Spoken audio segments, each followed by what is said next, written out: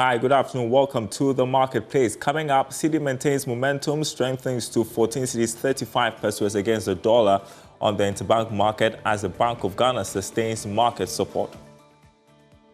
Also coming up, former Finance Committee Chair credits Akufo-Addo's IMF decision for economic stability and stronger cedi. By October 2022, the whole economy was in a mess.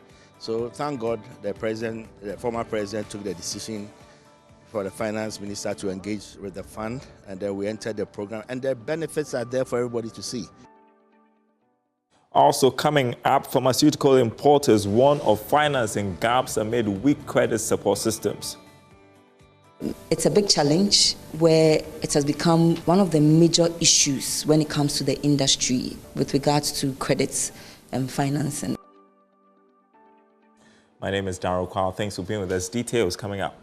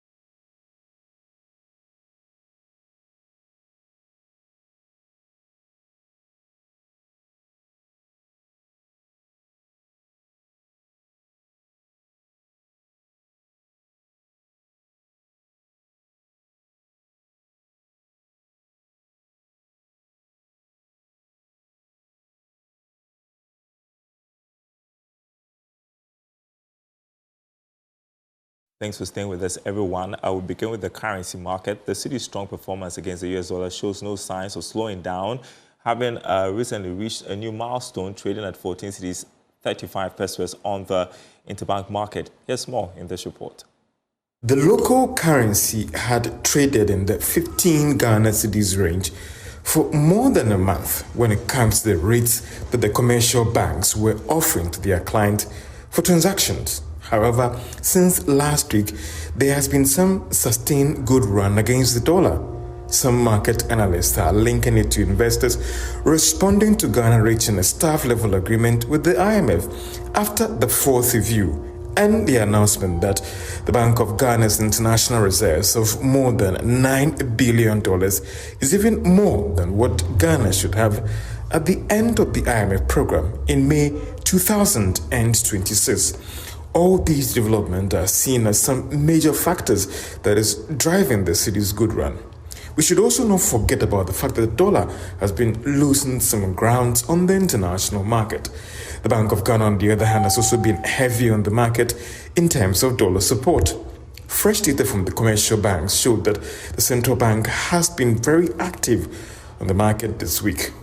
Some bank treasurers have told Joe Business that they expect the cedi's good run against the dollar to be sustained in the coming weeks. All right, so just to clarify, the quotes you're seeing right now, 14 cedis at 35 pesos, is the rate on the interbank market. On the retail market, going for 15 cedis, 80 pesos. It depends on the forex bureau you're going to as well. And so just keep that in mind. In a related development, Dr. Marcus Beabua, former chairman of Parliament's Finance Committee, attributes the current economic stability and the strength of the cedi to the decision by former President Akufo-Addo to sign Ghana onto the IMF program. Speaking with Joy Business in Washington, D.C., Dr. Beabua argued that the situation validates the government's decision to seek IMF support at the time. Structural benchmarks and targets to be met. So once you're in the program, you have to stay committed to achieving those targets and benchmarks. I think from the last review, thus far, we are doing fine. And so I expect that government will continue to adhere to program targets, and then hopefully we can exit at the right time.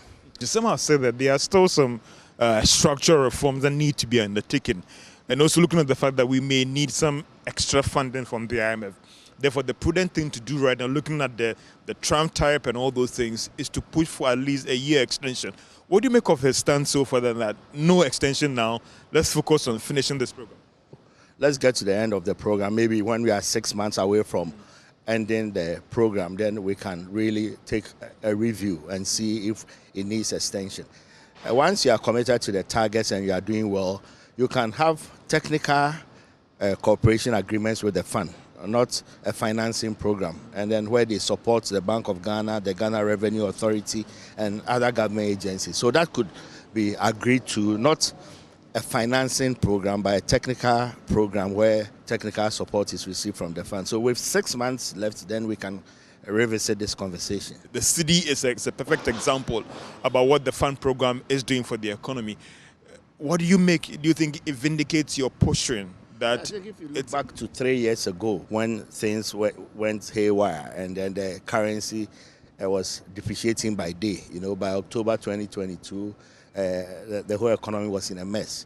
So thank God the former president took the decision for the finance minister to engage with the fund, and then we entered the program, and the benefits are there for everybody to see. I've always said that being a fund program, it's not fatal. You can just continue with them through other technical agreements, and then they bring discipline. They bring discipline, and they rein in the spending. The macros are good. So I think the verdict is, the jury is out. So let's see how we end, because sometimes we go off targets, and a few years down the line, we are back in another fund program. Well, turning to another story, pharmaceutical industry players have expressed concern over the absence of robust credit financing systems to protect importers and wholesalers. The Ghana National Chamber of Pharmacy reports the goods supplied on credit are often either unpaid or paid late, causing cash flow problems and stifling sector growth. This issue was highlighted at a recent stakeholders meeting organized by the Chamber aimed at improving payment systems within the country's pharmaceutical supply chain. According to the Ghana National Chamber of Pharmacy, the absence of an efficient credit system in Ghana's pharmaceutical sector is hindering growth. The lack of proper credit financing systems has created a large pool of pharmacies that fail to pay for goods received on credit, making it difficult for suppliers to restock. Ojise Wabonsu is the CEO of Ghana National Chamber of Pharmacy. She tells us how this menace threatens the pharmaceutical industry. So when it comes to pharmaceutical industry, it thrives more on credit. And there's a pro and a con to it. Somebody will say that when people decide to take advantage of the system, of which we have noticed is happening actively, because then I dare say 80 to 90%, 98% do credit. And so then you can imagine when the person is aware that, okay, I'm getting this money, these goods to sell.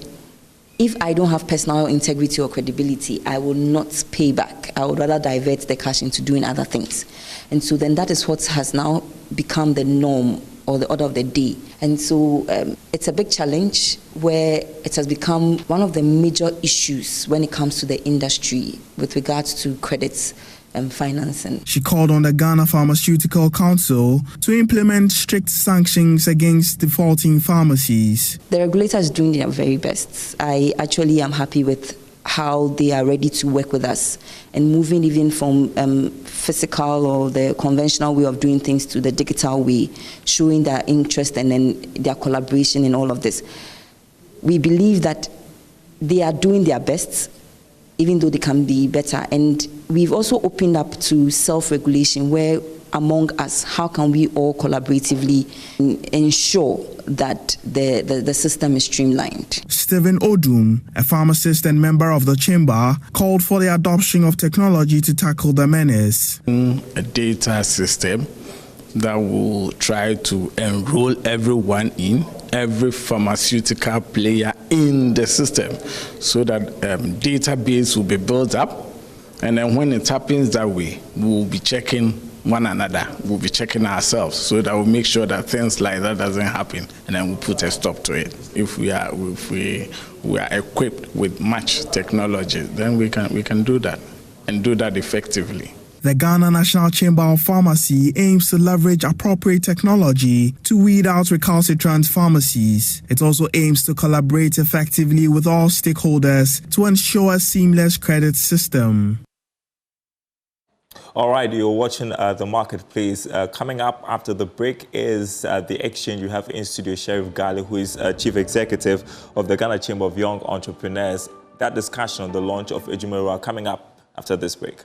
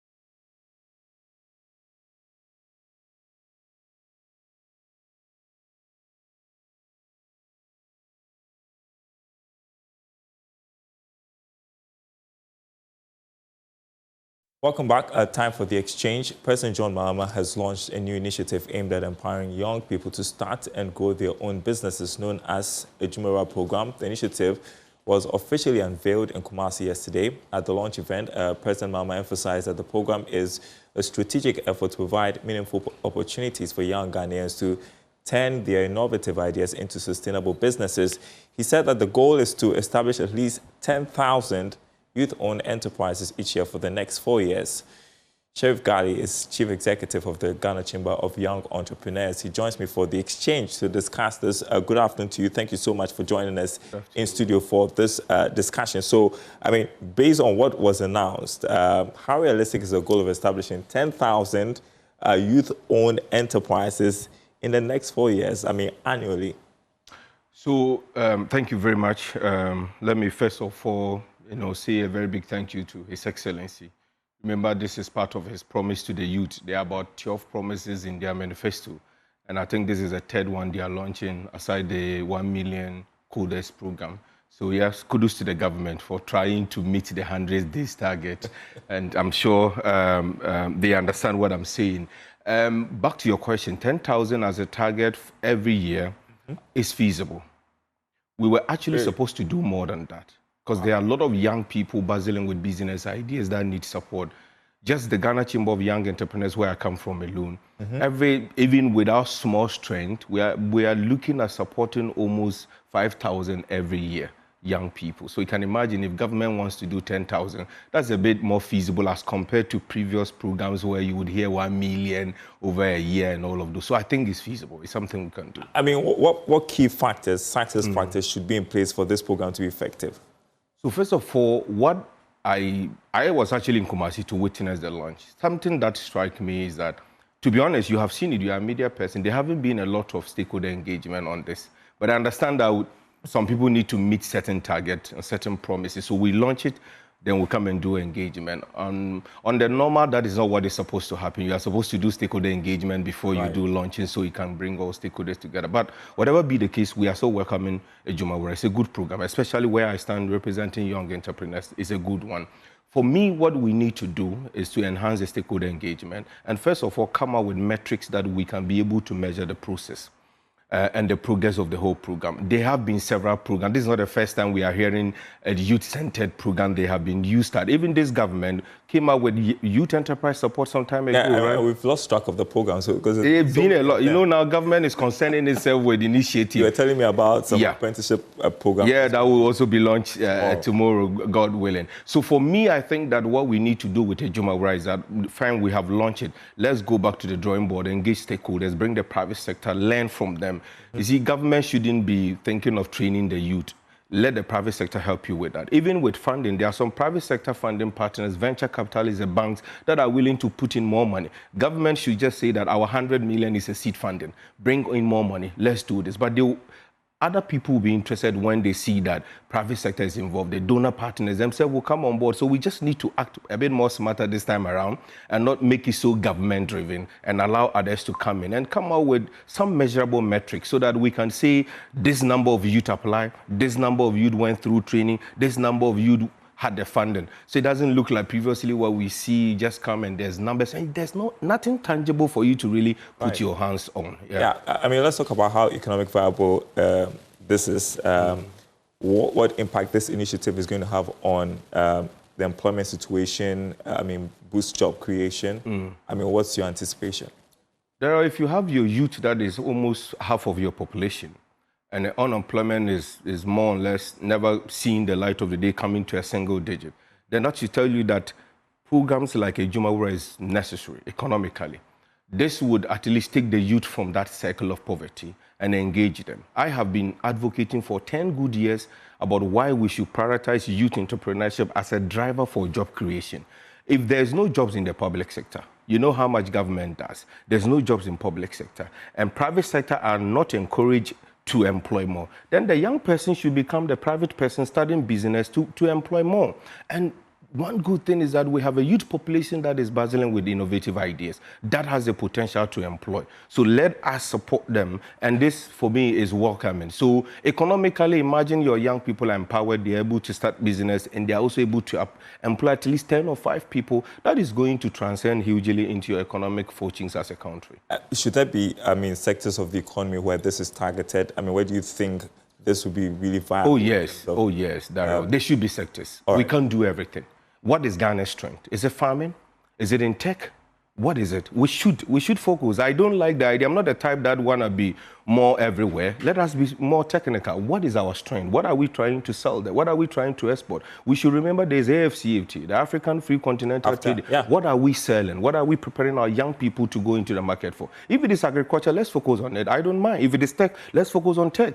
So we need to, first of all, do a need assessment as a state and understand what our strengths are and where we can push our youth. But I can tell you largely the young people are into the value chain of agriculture and that of technology. So why don't we focus on that? How many young people are into construction? How many young people are into more or less the high level of production and very minimal number? So where we can get the youth to go into, let us focus there. And we can always do that technically and see how we can advance to other sectors. A lot of times we come up with programs like this and everybody is applying. We are not sector focused, and at the end of the day, we just don't get any results out of it. So for you, agric and tech should be the areas where the target should be. Also, thinking about how sustainable this is if we're going to be creating 10,000 youth-owned enterprises every year. We're looking at, 40,000 at the end of the term. How sustainable is this project? It is sustainable. Other countries have done it, and we have seen the success. But it will only be sustainable if we take away the political slogan packaging of it and make it look like private sector, donor partners, we are doing Adwumawura. Not to catch you, the risk that another government, if take over, may not. You see, one thing I like that I'm sure a lot of us have overlooked is that NEIP wasn't an idea of this current government. Well, it was Youth Enterprise Support, NPP came and changed it to NEIP. I love it so much that when NDC got to power, they didn't try to change the name NEIP. They maintain it. So it means that for the first time, I've seen continuity in our area of work. Now, this is what I want us to do. if Adwumawura is something we really want to do and targeting 10,000 every year, like you said, sustainability is very important. We have seen plethora of these programs and nothing happening. So what we need to do is that, the reason is that we don't involve the private sector and all the actors. That is why a lot of times we don't see the success of this program. There have been several interventions from donor partners. You can go to JICA, GIZ, MasterCard. They all have funding programs for youth. Why don't government position itself to bring all together under one pot so we can be able to serve the young person?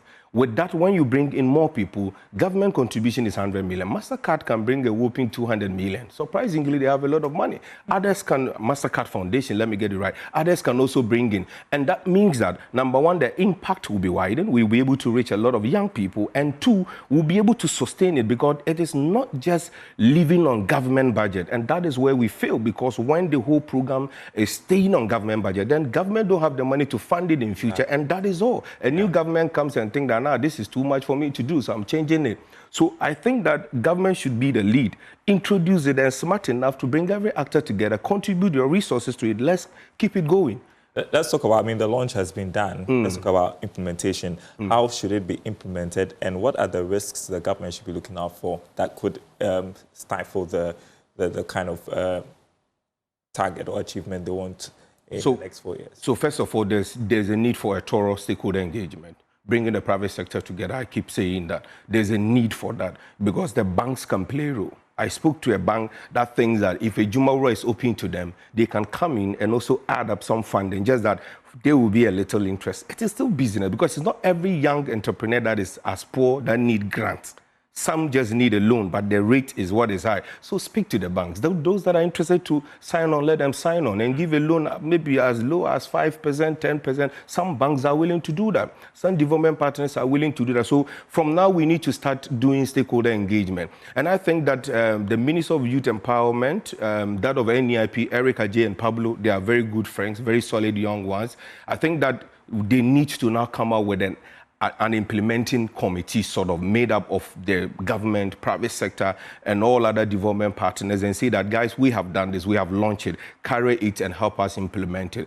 At that way, you will see that every other person will see this to be inclusive. Most of the time, we make it too government, and some people don't feel like putting in anything. So if we are able to bring all of these people together, then we will mitigate the risks of people saying that, okay, this is too government. If I'm not an NDC and I apply, I will not get it. And at the end of the day, that is what we are running away from. And one thing we can do is also that make the process transparent. Government, yes, it's your money. We are not taking it away from you, but allow independent person to do the selection. You would see what Adwumawura would do if you don't allow only government to do the selection, allow independent persons to come in and help do the selection. I'm sure we'll be able to encourage a lot of young people to apply to it. Yeah, Sheriff, you've just got 1 minute.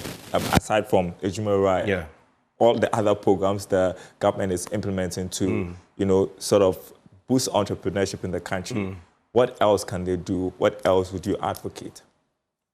For government, I think that government responsibility is not to run special initiatives. Government should rather be interested in coming out with frameworks that would make sure there's program continuity from donor partners and private sector. So I think we need to rethink our focus. What are we supposed to do? Create the framework and the environment for actors to play the role and come out with programs, or we lead the programs ourselves. Every government elsewhere will not do that. What they will do is that they will give you the opportunity to come up with a program and support you with the necessary framework for you to really impact the youth. So I think that is what we should be looking at for going forward. And however, the last thing I would like to say is that I think this time around, we are not going to just settle for anything. We are going to keep watch.